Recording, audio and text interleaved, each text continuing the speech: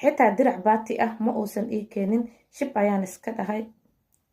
waxay tiri waxaan ku wada joognay tiri nolol xaaladeeda ilaahay uu ogyahay. wuxuu bilaabay gafuurtaag, wuxuu bilaabay ilmaha in uu cuno, uu yiraahdo sidee waxaan ku dhaceen, waryaa naga tag, bax qolkiina galo, qayle uma baahnin. wehel waxa uu haya tiri taleefonkiisa.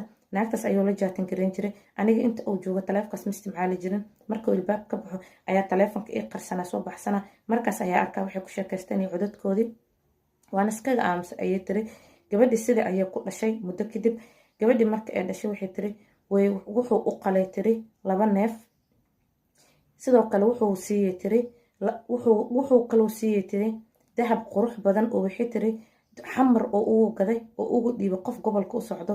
cunugeeda waxay tiri wuu ugu waqlalay 2 neefna wuu ugu waqlalay, 2 neefna wuxuu u siiyey cunto ahaan oo ayadaa lagu baaniyey. ani waxay tiri umul ayaan ahaa,